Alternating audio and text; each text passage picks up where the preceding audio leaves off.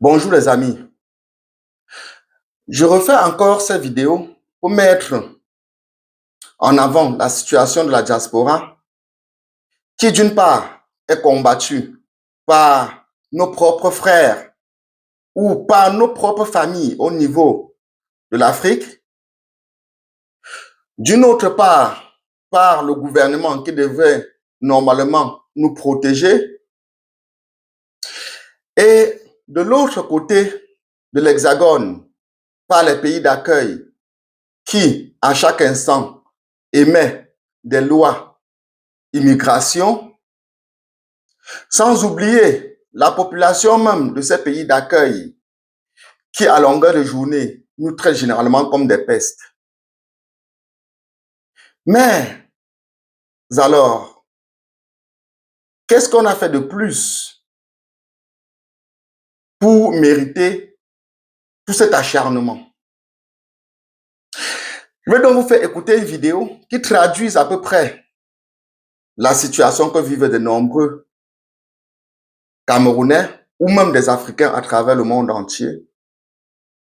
Et après, comme d'habitude, je vous ferai la synthèse à la fin de la vidéo. Donc, bonne dégustation à tous. Ce sont les Camerounais vivant au Cameroun qui ont chassé la diaspora.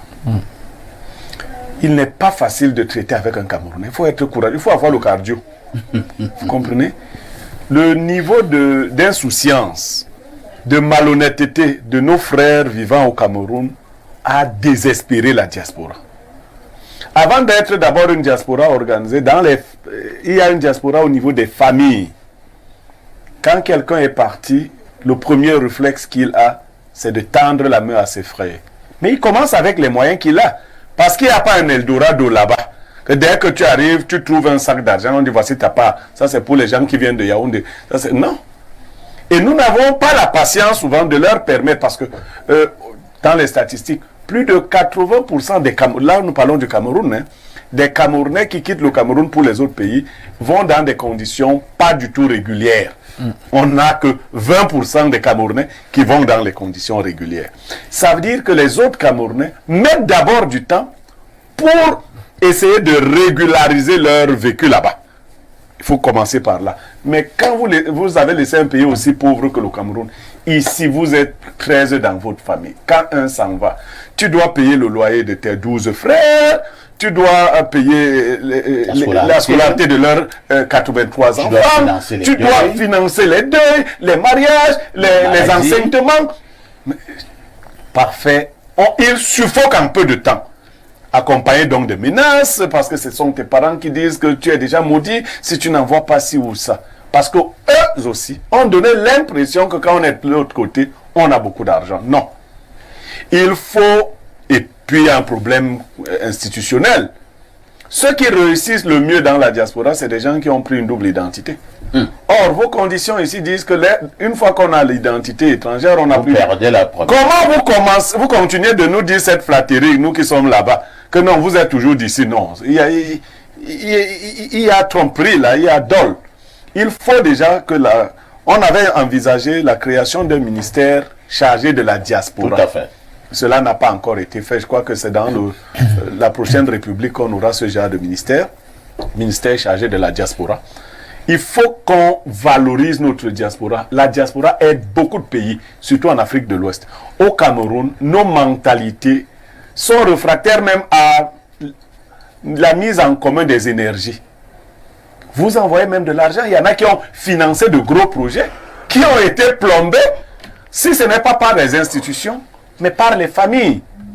Le cadre de collaboration n'est pas sain.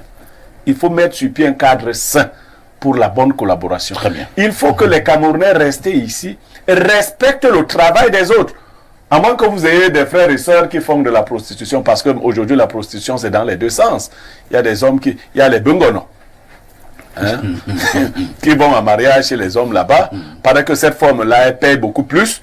À moins que vous ayez donc des hommes qui se font marier là-bas par d'autres hommes. L'argent c'est quelque chose qu'on gagne avec beaucoup de peine et il faut le respecter. Donc, vous avez bien compris à travers cette vidéo que vivre en étranger n'est pas un cadeau. Normalement, quand on vit en étranger, on a une position enviable par ceux-là qui vivent en Afrique. Mais je vous rassure que s'installer dans un pays étranger n'est pas chose facile. Il faut d'abord braver beaucoup de difficultés. Et même du moment où toutes ces difficultés ont été vaincues, il y a toujours des situations compliquées qui minent généralement nos quotidiens. Bien que nous n'avons pas souvent l'air de présenter ça comme ça devant la famille ou les amis, on a toujours tendance à vouloir toujours tendre la main malgré la difficulté que nous-mêmes nous vivions. Mais nous vivons souvent dans certaines situations vraiment complexes. Et donc, ce que vous devez retenir, c'est que pour tous ceux-là qui partent de leur pays d'origine pour d'autres cieux, vous devez comprendre que même quand on arrive, il y a encore beaucoup de chemin à parcourir et qu'on a beaucoup d'obstacles à braver, mais qu'on sera même combattu par ceux-là que nous pensions avoir beaucoup de soutien de leur part. Et alors, qu'est-ce qu'il faut faire? Il faut juste prier que la situation puisse s'améliorer. C'est tout ce qui nous reste à faire. Et je demande aux familles, à travers cette vidéo, de comprendre aussi la peine qui sont les nôtres. Et de se dire que si nous nous retrouvons dans cette situation et que nous faisons tous ces efforts qu'on fait au quotidien pour cette famille-là, c'est pas parce qu'on en a beaucoup, mais c'est parce qu'on se soucie du bien-être de nos propres familles. Donc, vous avez bien compris ma position. Mais avant de partir, j'aimerais vous inviter à liker la vidéo, à partager, à vous abonner et à activer la cloche de notification pour ne manquer aucune de nos prochains contenus. Sur ce, je vous dis à la prochaine. Ciao.